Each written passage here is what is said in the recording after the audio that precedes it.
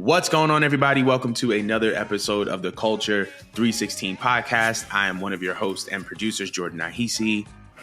Join with your co-host, Mo. What is up, people? And for starters, we're going to go through our normal protocol. Thank you so much to anyone who has been watching us or supporting us. If you're watching on Apple, if you're listening on Apple, Apple or Spotify podcasts, be sure to subscribe to the show, give the show 5 stars, because it is how the show gets up in ratings and viewership and all that beautiful stuff. And if you are watching on YouTube, be sure to like, comment, and subscribe. We've been getting a lot of feedback regarding these little hockey jerseys right here. These are our Culture 316 hockey jerseys. I got one. Mo got one. Winnie's, there's one for her on the way. I'm trying to see if Angie and Nora want one because the team gets theirs first. But also let us know if you like these jerseys, these Culture jerseys right here. Let us know. Maybe we can start selling them, and we can go from there. But we've been getting a lot of positive feedback on Mo's Twitter. I don't really be using Twitter like that, so y'all probably going to see it on Instagram somehow, some way. But we can go from there. But we got a pretty loaded show, so we're not even going to waste a lot of time, and we're going to get right into it. So the first thing is first, it seems that we have a new faction on our hands.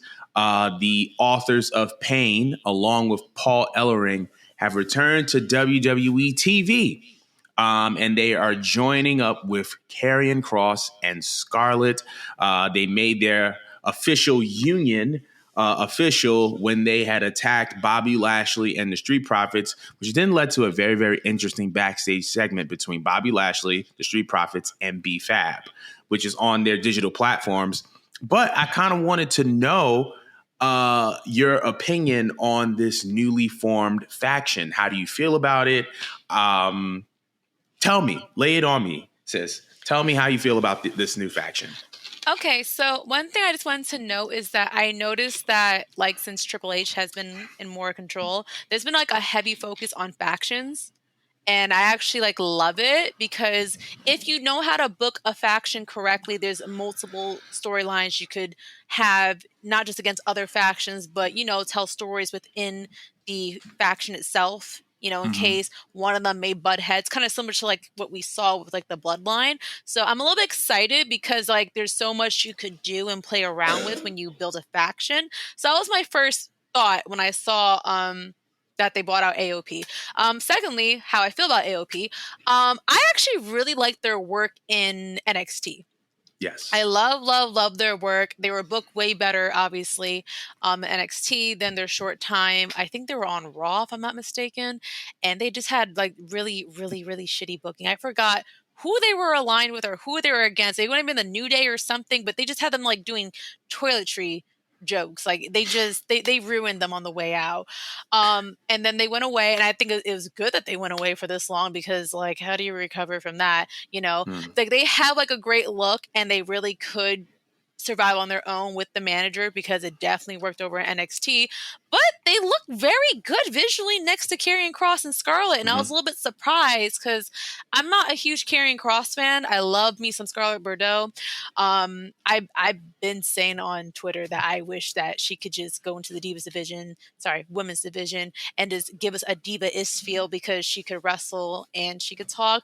However, I kind of like the idea that they got a big man faction, and that Karrion Kross may have something else to bounce off of because he's not very good on his own. But that's the beautiful thing about factions. When you kind of come together, everyone could bounce off of each other's light. The only thing I was a little bit confused about is that they have a manager and Scarlett's a manager. So does that mean we have 2 managers?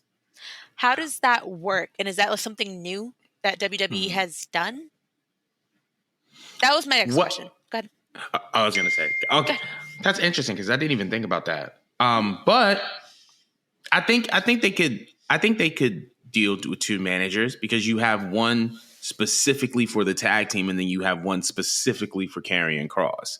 I think that's the biggest takeaway is that it feels like 2 entities coming together as opposed to a person and a tag team coming together. Because with the Authors of Pain, you have Paul Ellering. With Karrion Kross, you have Scarlett. And if the B-Fab tease with Street Profits and Bobby Lashley was an indicator of anything, maybe BFAB gets into wrestling, and then that leads to BFAB versus Scarlett. In which case, Paul Ellering could be her manager. You know what I mean? Or maybe she doesn't even need a manager. But There's because a there's lot you so could many do. pieces, there's so much flexibility that you can have with all these things coming together. As far as like the whole idea of like them coming together, I actually 100% agree with you. Like the factions and the use of factions are just great. Like I feel like the more factions you have, the better. I feel like it gives more people TV time. I feel like it creates new storylines, whether it's faction versus faction, factions having tensions within the faction. Um, and on top of that, I feel like the diversity of factions in WWE is the best it's ever been because you have obviously the bloodline is still technically alive, but then you also have the Judgment Day. Now you have Karrion Kross and AOP along with Bobby Lashley and the Street Profits. So you have a good mix. And we're not even talking about what's going down in NXT, but I just think that there's such a good mix of factions. And I feel like this just kind of adds to whatever is going on. We're not even talking about like LWO and the Legato, you know, because now that's two different things. So there's a bunch of different factions. And I feel like it's just a really good way of keeping people on screen. Like, I think that Karrion Kross has world champion potential. I feel like he can be a world champion. He has a great look. I feel like he has great presentation, and I feel like with the faction, I feel like he has the capability of putting forth a package visually that's very main event worthy. Now, I haven't really fancied myself on being a Karrion Kross wrestling fan. So I guess the in-ring work is just going to have to progress on its own. But, you know, we'll see what happens. But I actually really, really like this idea. And I like the fact that Hunter is including more factions into the programming. But I'm not going to get super, super deep into it. But yeah, let us know how you feel about, let me ask the question. So apparently WWE filed a trademark called Final Testament, and it seems like that is going to be the name for this new faction. So Authors of Pain, Karrion Kross, Scarlett, Ellering, the Final Testament. Is it a yay? Is it a nay? That's a dope ass name. What? I'm with it. Now I'm extra hyped for this. I like the name. I really, really like the name. And I think it fits because it's like Authors of Pain, Karrion Kross, and the TikTok. I feel like it's very like biblical. And it's like very biblically dark. So I think it's tough. I like it a lot. That was a good call. That So Triple H had to have been all over that. Yeah, Hunter was definitely on that. Hunter's the GOAT. But let us know how you feel about maybe it is called, maybe it is not the Final Testament as a faction. Put your comments below. Keep us in tune as far as how you feel about that. But we're going to be moving on to the next topic. So we know that it is TV rights season, and we've been talking about TV rights with AEW as well as with WWE. It has been rumored, putting that out there because I do not want us to get a lawsuit. It has been rumored that one of the suitors who is in the lead for acquiring media rights for WWE's flagship show is Amazon Prime. Now, for those of you who are not aware, Amazon Prime Video is the official streaming service of Amazon, which is most known for its Amazon Prime program, where the company provides free 2-day shipping on a whole different plethora of options as far as clothing, whether it's books, video games, technology.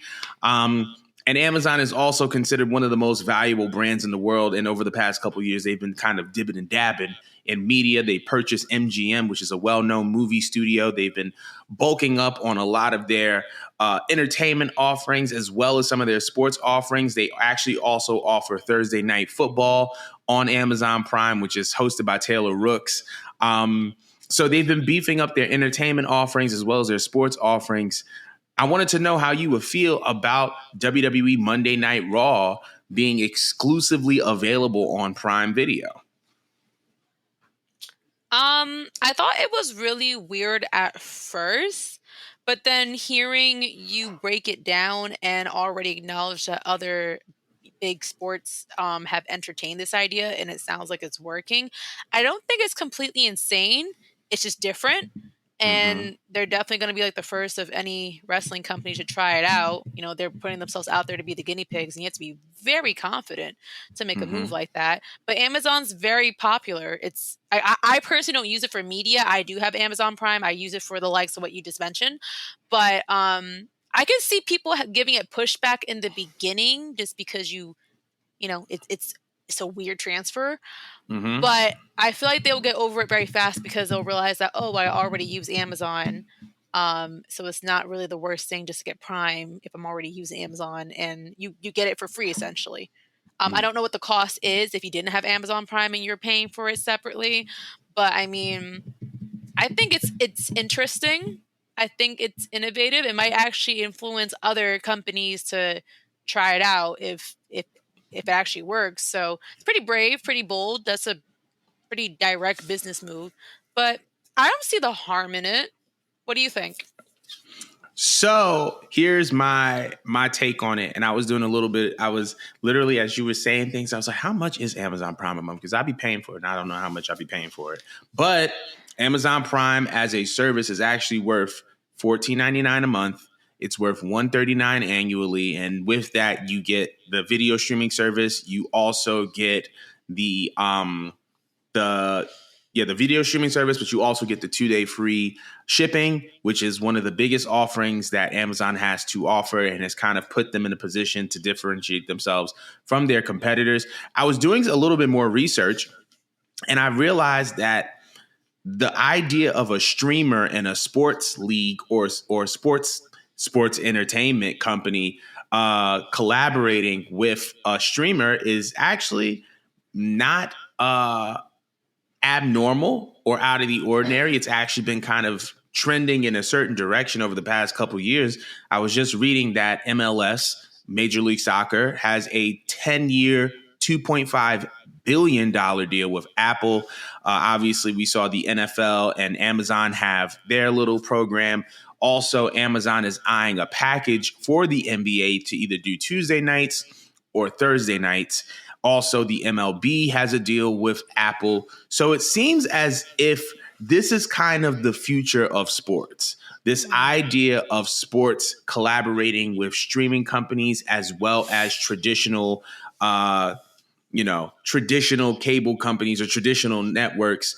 And so I can see WWE trending in a direction in which they possibly sign to Amazon, right? Like, and who's to say that they don't mix it up, right? Like we see that the NFL has a deal with CBS, has a deal with Fox, and also has stuff on Amazon. What if WWE were to do something similar? Maybe you have Monday Night Raw on Prime, and then you have like Friday Night SmackDown on a Fox or a Sci-Fi.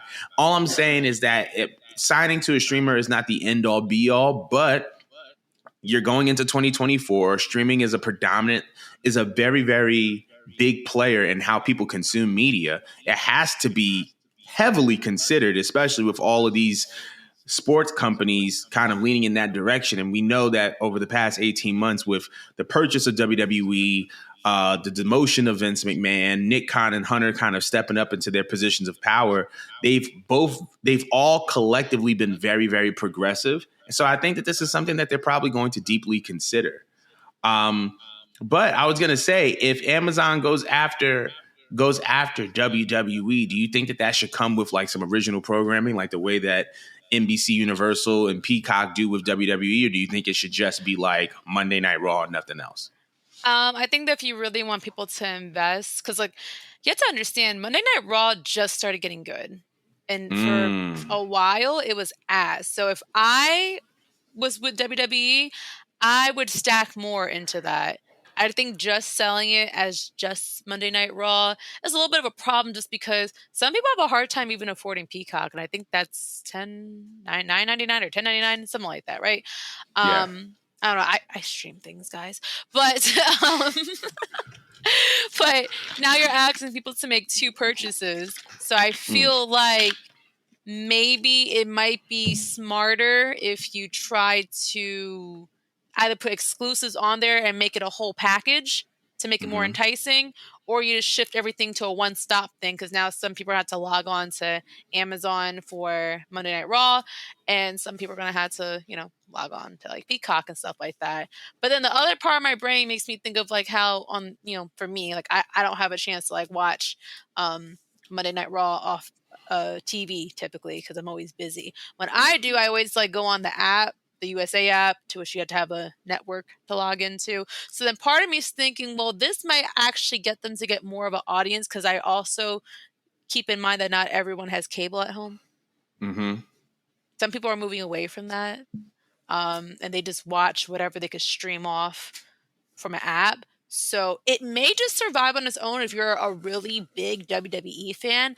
But I think it will look way better just presenting as a first time ever thing if you just slap together some stuff that maybe we're getting off the WWE network that we liked and just package it that way. But what do you think is the best method? And I think that I think this should be funny. So I feel like WWE should date media outlets, and I'll explain what that means. Right? Yeah, because you lost me. I feel like we're in the age of media and content where there are a lot of companies that are courting content creation companies. That could be a music record label, that could be a sports company, any entity that generates content. A lot of these companies are courting, right? Yeah. We see it obviously with the deals that I just mentioned with MLS and Apple, with Amazon and the NBA, Amazon and the NFL, but we also see it we also see it when it comes to like music, right? Apple has their own music awards. A lot of people don't know that they have their own music awards. They do live albums for artists who are well known in music. They have live albums. They do playlists curated by certain artists and they pay those artists. They have DJ sets where like Apple's able to, break apart the DJ set and have royalties being paid out to whomever needs the royalties paid out to. And it's a way of them kind of saying, hey, like, we see what you're doing. We'll let you do this. We'll let you do this. We'll give you money for this. We'll give you money for this. And it's almost in a way where these big tech companies and these big media companies are kind of courting content creation companies in the sense that they want to be able to say that we can fund you, we can pay you, we can compensate you, and we can give you a little bit of the benefits, but we're not going to give you too much until you commit to us, right? And I feel like WWE should take advantage of that mindset from different big tech companies and different media companies, right? You give this person this program, you give this person this program, you know what I mean? And you just say, may the best man win. You don't want to commit all of your product to one company because what if something happens with that company, right? Then you're in the stinker. But if you let these companies court you, you're able to get the best of from different people. Maybe Amazon is the best option, like you said. Like in something that I just thought about, something that would be genius, because Amazon is such a big hub for shopping. You have Monday Night Raw on Amazon, and in the middle of the show, when merch is being debuted, the link automatically appears on screen. Now you can just purchase it right within the app. You can add to cart, have it shipped to you right within the app, right as you're watching the show. Are you thinking about the QR code thing with your phone? It could be no, it's not the QR code thing. That you have to scan the TV. But imagine like you're watching Monday Night Raw, and like Roman Reigns comes out. And he's doing his little pose. And as he's doing his little pose, there's a little pop-up that comes that shows the shirt that he's wearing. You can add to cart. You can shop with one buy. And you can have it sent to you. You know what I mean? Yeah. That'd be so cool. Yeah, that'd be lit. But that's something that's exclusive to Amazon. So this is the reason why I think that WWE should allow these companies to court them. That way that they can experience the best of certain benefits from certain companies without fully committing all of their product to one company, if that makes sense. Okay. I'm with it. See, I'm yeah, definitely with I this. got my They need friends to here. hire you or something. Like, I be smart. I be having ideas or whatever, but we're not going to get super deep into that. But how do you feel about Amazon Prime signing WWE's Monday Night Raw to a media rights deal? Let us know in the comments below. But we're moving on because I know this is about to give me a headache. So, unless you were living under a rock, you've already seen what's been happening between Tony Khan and Jinder Mahal. Essentially on Monday night, I think it was Monday night. Yeah, Monday or Tuesday night. No, it was Tuesday night. Um, it started with a tweet. Um, I forgot the name. Oh, Diraj. I forgot how not to say his name. He tweeted Rajgiri. something. Yes, he tweeted something in regards to Seth Rollins and Jinder Mahal. Because Jinder Mahal will be challenging Seth Rollins for his World Heavyweight Championship next week on Monday Night Raw. He commented saying that these guys do have a history. Seth Rollins defeated Jinder Mahal in the tournament finals to become the first NXT champion. And then the USA Network replied, "What was the cage match rating?"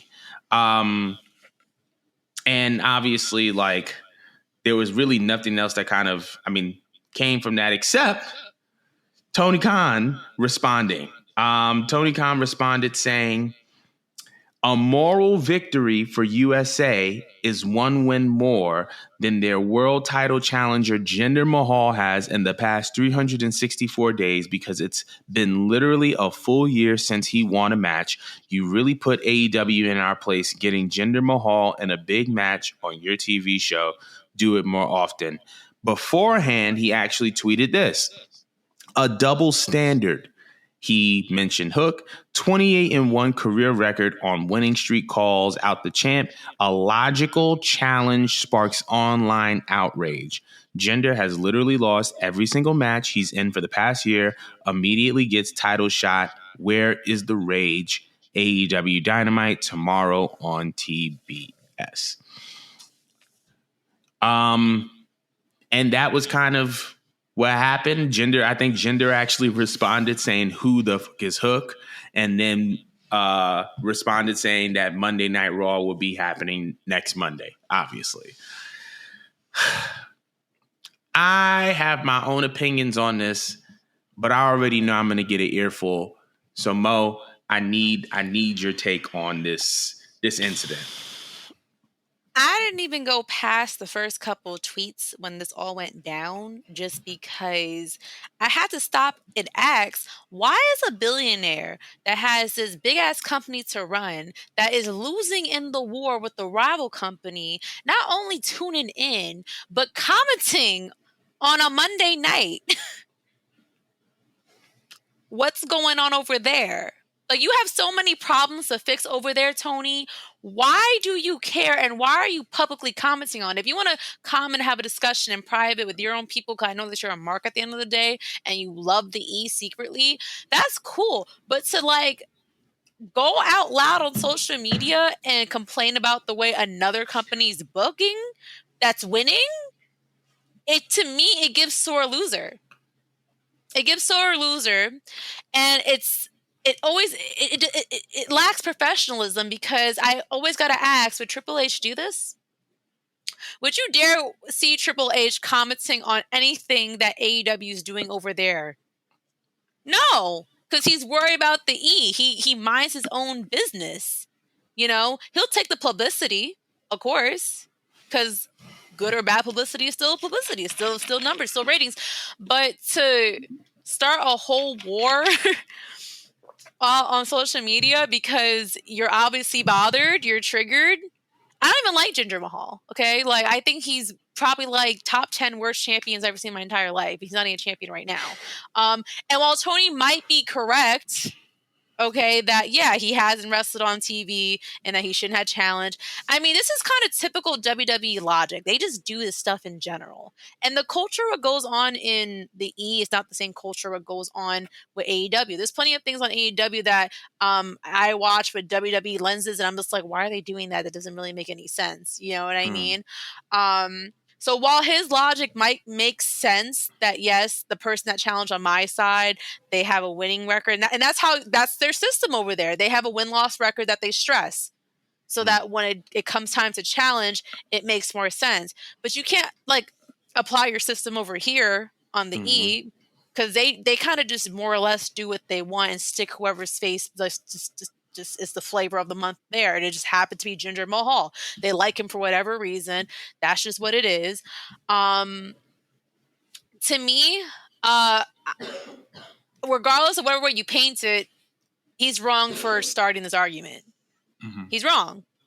But of course, the fans are going to like feed into it because there's a war obviously going on between AEW and WWE. If I was losing personally, I wouldn't be commenting on what the winning team is doing, because irregardless of what is logical or not, they're beating me. So if anything, instead of commenting on like the little tiny things that no one's really thinking about, like, why don't you take notes, Tony, on what they're doing that's making them successful while you're still failing to sell out stadiums and they're downsizing?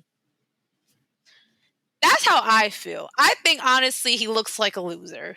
And I feel like someone needs to take away his phone. I think he needs to have like a PR team speak for him, because he always goes out sad. Like he has like he could just be a silent person and just like again have all these opinions alone by himself or with his friends. But it's so embarrassing because you don't even feel like a boss. You just feel like another mark account on Twitter writing stuff like that. Would Vince do that? No. Would Triple H do that? No. Would Bruce Pritchard even do that? No. Would John Laurinaitis do that? No. Nobody would do this but him. But I digress. I want to hear what you have to say. I feel like you're going to unleash on this one. You may not even agree with me, but I want to hear you, Jordan. So I agree. I'm going to start off with this. There was one point in time where, this is 1998. There was an incident. If you are an Attitude Wars fan or like you were kind of around during that time, there was a point in time where there was a WCW show in Norfolk, Virginia. DX pulled up with a tank and they were driving it down the ramp and trying to get in. And then Hunter asked Vince on the back end, well, if that happened to us, if it was the other way around and the NWO tried to come into our show, what would you do? And Vince said, well, I would let them on my show, because that means that NWO's viewers on WCW, along with our viewers, are going to all watch our show. And then I'm going to have those eyes on our product. Then we fast forward years later, we've seen AEW references on WWE TV between Edge and The Miz. We've seen them kind of like, market it away with NXT, where there was a Wednesday night war. Anytime WWE has taken a jab at AEW, it has been in a way in which it benefits the WWE product, where it's going to give the WWE product higher ratings or more traffic or more notoriety, because ultimately that's what it's all about. It's all about the product. It's all about what you're putting on television. And I think that that's the difference between this or those incidents and what Tony Khan is doing, because I feel like, yes, Hunter is going to take his jabs. Vince historically has taken his jabs. We can't deny it. It's on Peacock. You've seen it. And it's not just the AEW thing. They've taken shots at TNA. They've taken shots at ECW, WCW, all that, right?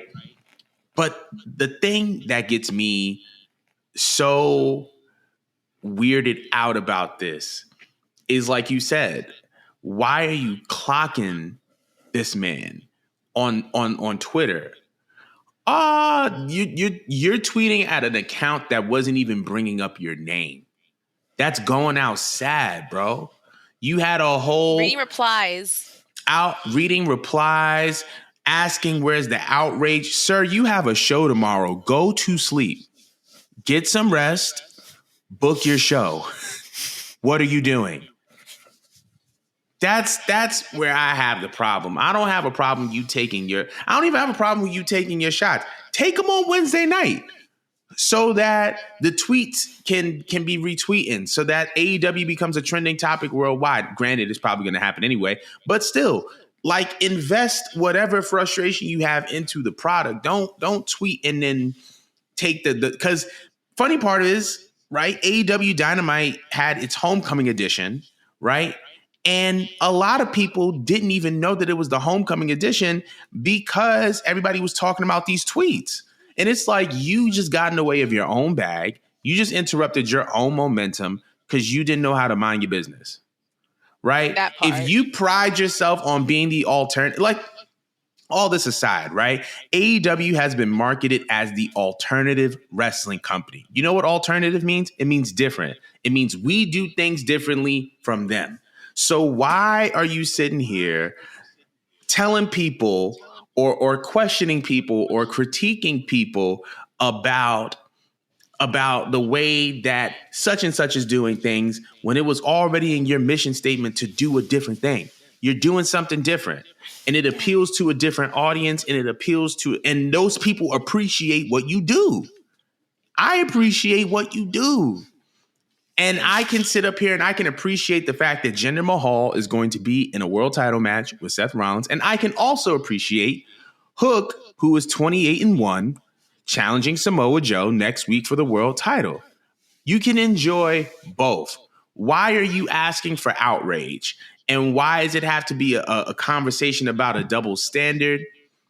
Like, if we're being honest about what's happening, like Jinder Mahal is riding off the momentum of him being in the ring with The Rock. That's why it makes sense for him to be in a world title match with Seth Rollins. Stupid. If you had a star, you would know what that's like. He lost him. Like, exactly. Like you lost your star. You lost your star. But like, think about it. Like, Jinder Mahal is in a very, very different situation than Hook. So why are you comparing and contrasting? It's two totally different situations. Jinder Mahal's in a certain situation. Hook is in a certain situation. Do I think that Jinder Mahal is the best wrestler on the planet? No. Am I going to watch that match? I'm probably not. Simultaneously, it's like, bro, you've already committed to doing something differently, and just pride yourself on that and stand on that. But you trying to persuade the public to not like WWE for whatever reason, for what you feel like is a double standard, I think it's giving, like Mo said, it's giving sore loser. And it's just really, really weird and really, really petty and just really, really little boy of you to do that. And it's like, bro, you sitting up here having to play Chris Jericho's entire theme song just so that you won't hear the crowd yelling NBA. And you talking about stop it while you're behind. But before I even get into any deeper into this, let us know how about you feel about Tony Khan becoming the wrestling version of Kanye West with his damn phone, and leave comments below. We're moving on. Kanye. Yeah, next topic. So speaking of talents, WWE and AEW, our guy, Mustafa Ali, took his first set of bookings after being released from WWE. And he cut his first promo, and he stated, every upper management that I have ever worked for in this industry has told me to my face that no one will ever cheer for someone named Mustafa Ali. And then that just went into just people chanting for him. And then it's like they started chanting F them. And then he was like, no, better than F them, show them. So I think I wanted to ask this. Number one, do you believe that? And number two, do you believe that Mustafa Ali has the potential to be a breakout star on the independent wrestling circuit? I don't know. I always liked Mustafa Ali, and I feel like as long as I known him off of WWE, he was very much over instantly, especially with the kids, because like he has like this very interesting entrance with the light up and stuff like that.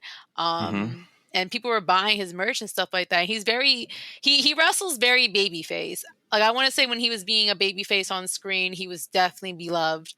I loved him. I think he's a fantastic wrestler. I think he's well spoken.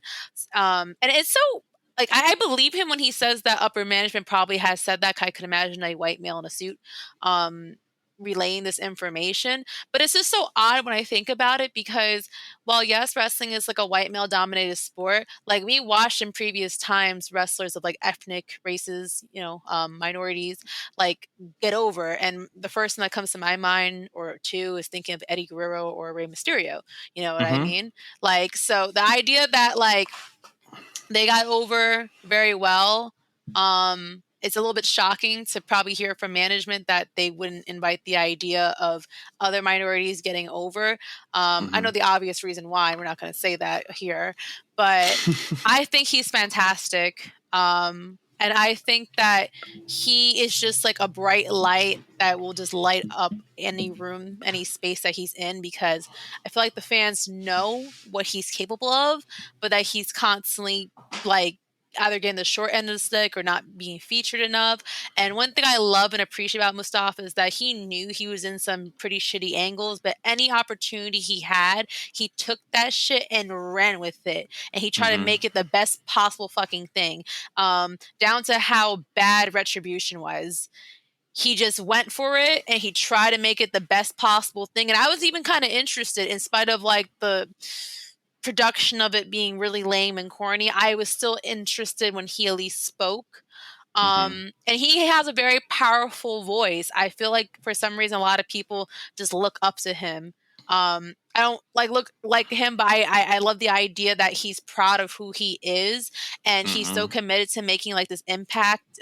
Maybe like as we said in like previous shows before, that Paul Heyman quote about how he's been placed here to maybe not be the first brown person to take off in the E, but he's going to be the reason why maybe others want to step up to the plate, and eventually they're going to have that opportunity.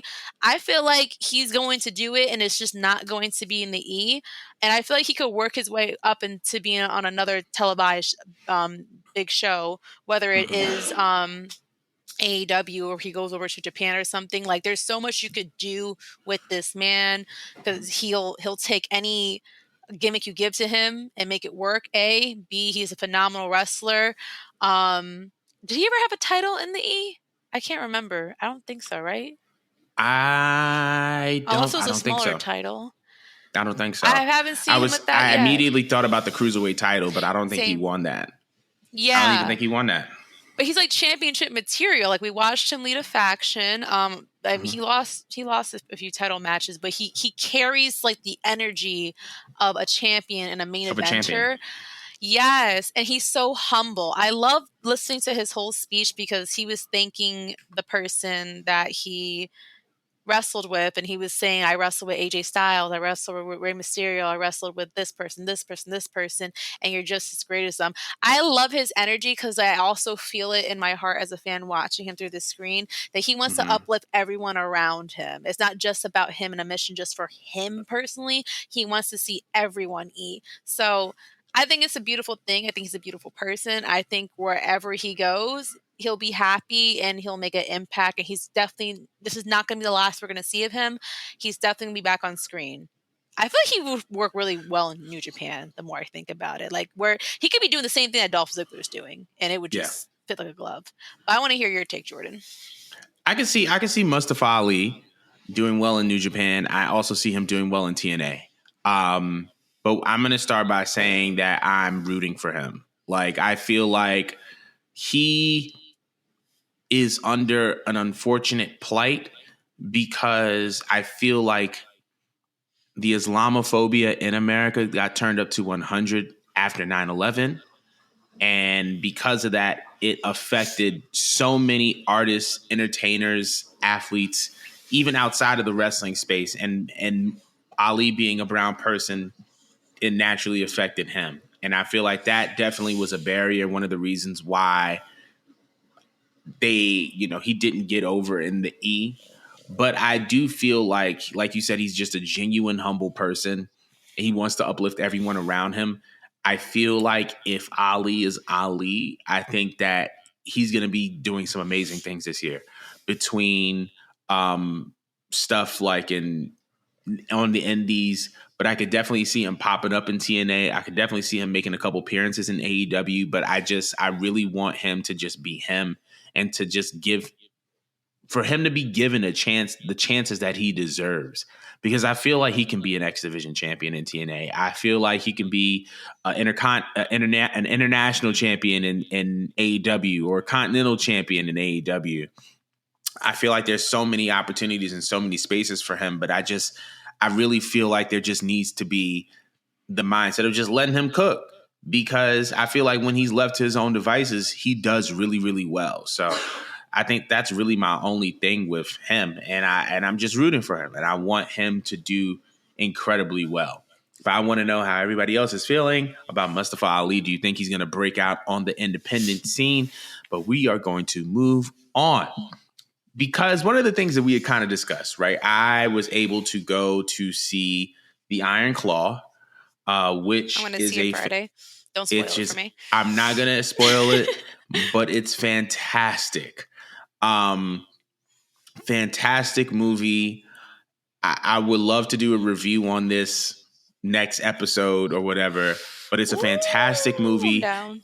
And it begged the question of what other wrestlers should have a wrestling biopic.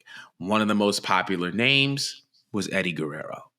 But on the flip side of that, there was a discussion of Chris Benoit uh, receiving a biopic. And the reactions were really, really mixed, because if you know anything about Chris Benoit, you know that his passing was very unfortunate, and it affected, and in the midst of his passing, he affected negatively the livelihood and the well-being of other people. So I wanted to know, would it be appropriate for Chris Benoit to receive his own biopic? Okay. So, me as a fan, I would like to see it, but is it appropriate necessarily? That's subjective. But I understand both points, and I want to throw that out there. I understand that entails addressing the double murder suicide, and it's not so much the suicide part that people have an issue with, but obviously the loss of Nancy and his first child.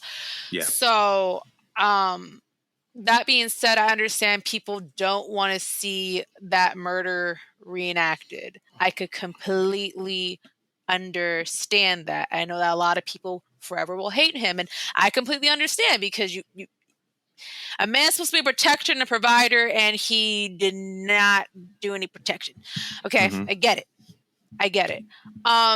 However, Dark Side of the Ring was so fascinating to a lot of people. It got us through the pandemic. I know it got me through the pandemic. And there's just like an array of like dark things that goes behind the scenes with wrestling that we all found really interesting and very enticing.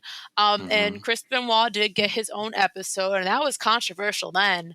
Um, I'm a fan of Chris Benoit and his work. I don't support what he did in any shape, form, or fashion, but I liked how in Dark Side of the Ring they unpacked like a little bit about himself, his upbringing, what went on in the where was his mental state, like, in progression, and how it deteriorated through use of steroids, CTE, depression from loss of Eddie. They try to dabble as much as they could in 45 minutes. And what I was getting overall from the gist of how they describe Chris Benoit, what every person that had their own take was that they were saying he was a very good person from all their perspectives, and that this really was out of character and happened out of the blue. So my fascination in wanting a biopic is not so much that I want to see the double murder suicide. I'm not.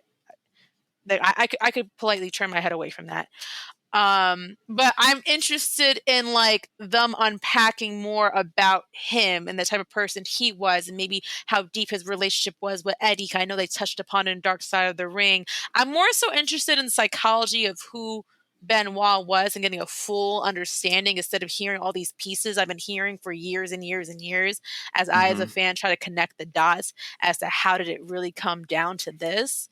And I want to see how they capture that much about Chris Benoit. Because I feel like forever we just ingrained that he's just a murderer, which he is. He is, yeah. A murderer. Okay, where no one's denying that. However, I feel like there's a way you can maneuver this where it could be a little bit more educational. Mm-hmm. But again, if people don't want to see it, I get it. If there's outrage, I get it. If it rubs people the wrong way, I get it, because the first thing my brain thinks of is what's the name of that famous serial killer that got a Netflix special? Was it Netflix? I don't know. Jeffrey Jeffrey Dahmer? Dahmer. Yeah, Yes. that pissed off a lot of people, because I don't even think the family got consent of the victims that were killed. They didn't get any consent, and they just saw it, and it blew out because people love watching murders. I mean, I'm guilty of watching forensic interrogations and murder scenes and crimes and stuff like that. I have a weird fascination with forensics. Okay. Um, so maybe that's why I'm a little bit more okay with it. And I'm just Mm-hmm. wondering, well, if people looked at it from maybe that light, we watch random murder cases on TV all the time. Is it really that bad if we got a biopic? Because we seem to digest that stuff just fine. Mm-hmm. And binge watch those things continuously. I know that as wrestling fans, we get very passionate and connected with these wrestlers. We for some reason we just like to live vicariously through them, and we feel like we're invited into their homes. So maybe that's why the outrage is what it is. But I'm just like thinking about it. If we didn't know who Chris Benoit was, and he was just another like case that appeared on TV, because he did get several specials when the murder happened. He got like little 30-minute explanations as to how a WWE wrestler did such and such. So I'm like, if we kind of digested it that way and just looked at it from that lens, would we have the same outrage, or is this because we just know too much and we take it personally because we're fans? There's so many ways to like look at it, and it's such a touchy subject. I'm going to say overall, I'm okay with it. But I want to hear your perspective, Jordan, entirely on this. So before I get to like my concrete answer of if I'm okay with it, I think context in this sense is important. I feel like the reason why this is such a sticky subject is that traditionally in American cinema, biopics or biofilms serve as celebrations for people who they are doing the movie about. Notorious B.I.G. had a biopic. Whitney Houston, Selena, all of these people are massively adored. And so when they tell these stories, or when they are given these biopics, usually these movies serve as celebrations for the people that the movie is being done about. Chris Benoit is such a peculiar figure that because of how good he was in the ring, even if you were to approach this from a standpoint of we're telling a story and we're not celebrating the human, it's hard because of how great he was in the ring. It's almost like you can't tell the Chris Benoit story without mentioning how great of a wrestler that he was. And if you mention how great of a wrestler he was, it's going to feel as if he was celebrated. And that, I think, in lies the issue, is that do you want to even celebrate the work of someone who did those heinous things, did a double murder suicide, right? I actually do feel like the Chris Benoit story needs to be told. I feel like there needs to be a biopic on this, because within the Chris Benoit story, there are many lessons. One of those lessons is that you can be a very, very talented human being and mentally, spiritually, emotionally just not be there, right? It also tells the story of, mental health, a mental health journey, a man grieving his best friend, passing away, the wear and tear of pro wrestling on your body, specifically like when you're on the, like when you, like this man's finishing move, his finishing move was a diving headbutt. This man got on top of a rope and said, "You know what? I'm gonna land on your head He did it with off my of head." steel cages, off of ladders, All like of ladders, and he was doing. And this is, mind you, he was doing TV and live shows, so he's doing this move 300 times a year. And chair shots to the head were still a thing. So this is another thing to tell the story, kind of talk about CTE. I feel like there's so many layers to the Chris Benoit story, and I feel like the story needs to be told because it needs to be shown how a talented person can go through so many unfortunate things that can affect others. And if you tell that story, I feel like there is going to be an instance or a world where men are going to see themselves in Chris Benoit and then try to take another path, right? Because I feel like there's so many things in that story that a lot of men can relate to, right? Like as we get older, we're going to lose important people in our life. And if, Chris Benoit didn't, I don't want to say he grieved incorrectly, but he grieved in a way that was destructive. And so sometimes seeing the destruction in someone's grief can at least encourage you to be like, well, I can't control how I feel in the face of loss, but I can control how I respond and how I act. And if these are the things that are going to set off these triggers that are going to allow me to go down this path, I'm not going to do it anymore. If a Chris Benoit biopic leads to that type of logic and thinking, I think it's more than worth it, because you're teaching people, like you said, you're educating people on what not to do. And I feel like that's just as big of a part of life than knowing what to do, is knowing what not to do and knowing what road not to take and knowing what triggers and things to stay away from. But that's like my personal thing on it. Also, but I do think that if there is another wrestling biopic that's done within the next 10 years, it needs to be on Eddie Guerrero. Point blank period. Like I think that Chris should have one, but I feel like Eddie needs one first, and A24 needs to. You think Vince McMahon's gonna get one? Oh, absolutely. Absolutely. Oh my God. That's gonna be a lot to unpack. That's gonna be a long. That's gonna be so much. That's gonna be 3 parts. That's a Passion of the Christ length biopic, is Vince McMahon's biopic. But let us know in the comments below. Do you believe that Chris Benoit should have a biopic? But we're gonna move on to the next subject, because Eric Bischoff had a lot to say about AEW in light of the potential debut of one Mercedes Moné. And I feel like we were talking about this earlier and something got brought out of context and then people were attacking Eric Bischoff, but he made a valid point. So, he was doing a lot of criticism on his podcast. He said essentially that there is no one really that can make the needle move for AEW. And this is the full quote, but this is a perfect example of what I meant. We've seen so many big names come into AEW. Pick one. Let's put CM Punk off to the side. Pick any other one, and the net impact on the growth of the business, other than selling t-shirts, has been zip, nada. The television audience continues to deteriorate while WWE continues to grow. You look at their ticket sales outside of anomalies or outliers, I should say, like the UK, and they're not doing nearly as well as they were in the past there. Have you looked at their Dynamite shows? Just, check out WrestleTix on social media and you can see that you can see their ticket sales, and they're playing in 10,000 to 15,000 seat venues, but they're scaling them down to 4,000. And a week before the event, they haven't sold out yet, so it doesn't matter.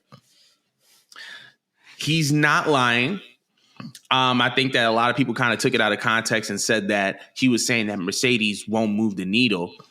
But this is less of a Mercedes thing and more of an AEW thing. So would you agree that there is no needle moving in AEW? Mercedes included? I think Mercedes can be a needle mover. That's the only part of his quote that I disagree with, because I feel like she is just as impactful as CM Punk. Any room she goes to, like, I feel like her That's fans. That's a hot take.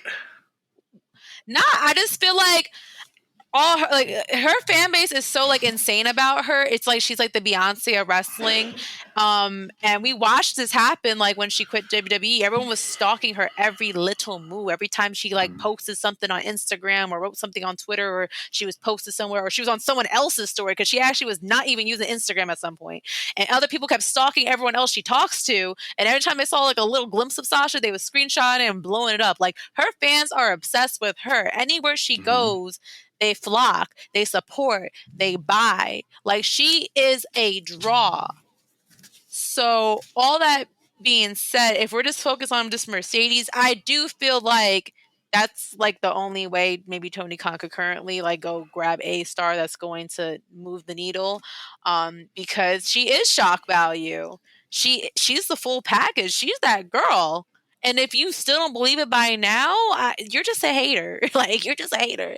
But on the subject matter of what Eric Bischoff was saying, and I want to apologize because I went on Twitter. I saw actually a fraction of the quote. I just saw the part where he just said that Mercedes wouldn't basically move the needle either because she ain't no CM Punk. That's where I blacked on Eric Bischoff. So I want to apologize, Eric Bischoff, because I actually do agree with what you got to say. And I don't apologize to many people, okay? But I agree with what you have to say because the best example is Edge. I'm gonna use Edge. I'm a huge Edge fan. Okay, you're talking to the girl that has a replica coat that I'm staring at in my closet from his 2020 Royal Rumble return. Okay, I am obsessed with that man. Okay, in spite of him blocking me.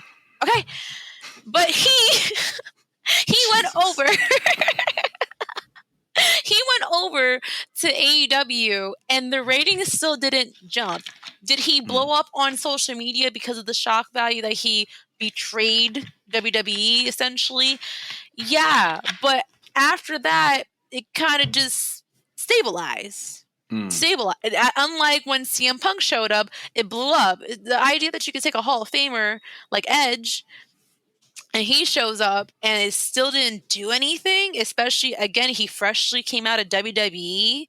He had a few WrestleMania moments on the way out. He's done a lot of work with WWE on the way out. The fact that even you couldn't utilize him to get ratings, it has to be a matter of the booking. And he's not wrong. There's several people that I feel like they came to AEW. We all got excited. And just whatever they were doing with them, it just kind of just slowly died. And then I noticed that it was just like a repeatedly like that. They did it with Ruby Soho. They did it with Tony Storm in the beginning. I felt that way about Miro. I'm gonna call him Cesaro still because Cesaro. There's like several people where they'll have Andrade. Andrade. Oh my God, we forget about Andrade. They just do this thing where they collect people just to say they got them, but then they don't know how to like long term book anyone, and so they start to feel like everybody else. They feel as regular as the people who haven't been on TV until they got signed to AEW, which is really sad and pathetic because these people seen different countries, different crowds, travel the whole world, been on TV. They know what it's like to see real money and they feel regular. They feel like indie folks. So I don't disagree with anything that Eric Bischoff has to say in that regard. And that's the issue with Tony Khan. That's another reason why I'm pissed at him for the whole tweeting thing. Because just like you have so much to fix. Like you need to learn how to write better stories or long-term stories and not just sign people just because you want to acquire everyone that Vince got rid of. So that's how I feel about it. But how do you feel about it, Jordan? So I think with Eric Bischoff made some points. I feel like the difference, though, between Edge and Mercedes Moné is that Mercedes had that period where she was in New Japan briefly, but it kind of showed the difference that she can potentially make. There were times when Mercedes was announced for a show and thousands of tickets were sold as a result. And when you can kind of have that impact on a business, I think that it shows that you can be a draw. So I think that Mercedes Moné would have been the one who could have drawed had AEW signed her. And obviously we don't know what the word is on that. We're still trying to figure it out. You know, is she going to be in AEW? Is she going to be in WWE? but I do believe that Mercedes would have had that impact. Um, I think that the issue with AEW is kind of like what you said. I don't think that they have a long-term story issue, because they were able to successfully do it with Adam Cole and MJF. They were able to do it with the Kenny Omega and Hangman Adam Page story. They were able to do some great stuff with Punk and MJF when they were there. So they have multiple instances in which they tell great stories, and they've had great matches as well. But I feel like once you put too many cooks in the kitchen and once you have too many workers, it's going to be harder and harder and harder to manage.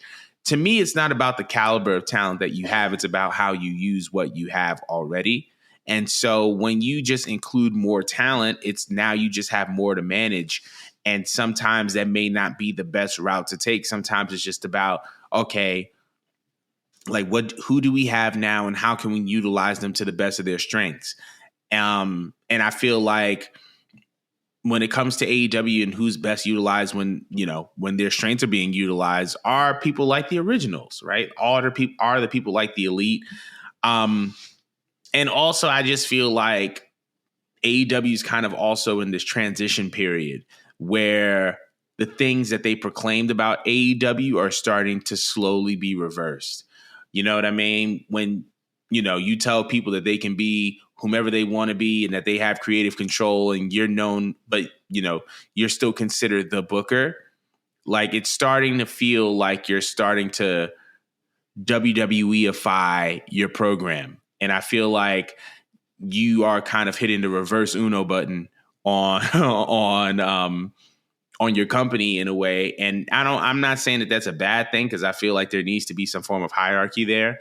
But I just also feel like the transition period or these people have creative control, but I'm booking, it's like a weird middle ground, if that makes sense. And I feel like when you're in a weird middle ground and you're trying to be in between two extremes, it's very, very hard to establish identity. But I ultimately, I'm saying all that to say that I think that Eric Bischoff is correct. I do believe that there's really nothing that can move the needle for AEW, but the exception to that is Mercedes Moné because we've seen what she was able to do briefly outside of WWE. Now, if it could be sustained for a long time, I think that's a to be determined type of conversation, but I personally think that she can. But I want to know how y'all feel. If Mercedes Moné were to be in AEW, would she be a difference maker? And is Eric Bischoff correct? Is there no such thing as a needle mover for AEW? Let us know in the comments below. I meant to put this on the rundown. I thought it was. Were you able to look at the TNA wrestling belt, the new ones that they unveiled? Let's take a look at it. I was going to say, I really want to, listen, this is on the spot, y'all, but TNA Wrestling has unveiled some of their newest belts ahead of their Las Vegas show, Hard to Kill, which is, I believe, on January 13th. So that's this weekend. But they have shown the new designs for the X Division title, the world title. Oh, these are Jesus. fire. I was about to say, I'm about to put in the world title, the X Division title, the tag team title, the digital media title. I don't think that they have unveiled the belt yet for the knockout title, but so far they've unveiled 4 new belts to kind of show that they are going back to the original TNA branding. And I wanted to get your take on all of these belts. How do you feel about the new TNA belts as they kind of rebrand to go back to their original brand identity? They're all sexy. And normally I hate seeing colored on belts because it makes them look kiddish and like toys, but Mm-hmm. it's very well done. It gives me very much world heavyweight feels for some of the belt. Actually, all of them kind of remind me of the world heavyweight belt, just like in a more modern way, but I actually love it. I'm a big fan of belts that have like details and engravement going on in it. Um They look huge. They look like they're heavy. They got Mm-hmm. some weight on it, which I love in a belt. Um, I actually am a little obsessed with it. It looks great. I'm sorry, I'm just swiping through, guys. Like, this is I'm my weak. first time actually looking at it. No, but it looks legit. I just like a belt that looks legit. Mm-hmm. What do you think about them? I think they're perfect. I think when I was looking at these belts, I was like, these are updated versions of the original belts, which I think is like the perfect approach to it. Their original belts, TNA's original belts, already look good, and I feel like they just needed a modern twist on them. And they have it now with their world title, with the X Division title, tag team titles, digital media titles. Everything just looks refreshed. Everything just looks new. The red on gold just looks really, really great. Like, I think it's the fact that it's not like a lot of red. It's like a healthy amount of red. You know what I mean? It's like the right amount of red, and like everything else is gold and kind of complements it perfectly. But I just think that it's great. I think that the belts look really, really good. I'm really, really excited to see the Knockouts belt and the Knockouts tag team belt. Um, but I think this is great. And like you said, like, you like belts that have weight on them. I think every belt needs to look important. And I don't like it when I look at a set of championships and I can see the hierarchy, because certain championships look more prestigious than others. I should feel like all the championships are prestigious. And I feel like this does that really, really well. But I want to know how everybody else feels. How do you feel about the new TNA wrestling belts uh, ahead of their show Hard to Kill on January 13th, live in Vegas? But that concludes our show for today. Thank you guys so much for tuning in. We have a lot of cool stuff happening this year. We have some interviews on the way. We have a 316 space coming up for the Royal Rumble. It's going to be great. Once again, let us know how y'all feel about these jerseys, and we will see what we can do for y'all. But once again, I'm Jordan Nahisi. That's Mo. Thank y'all so much, and we'll see you guys next week. Bye. It was fun.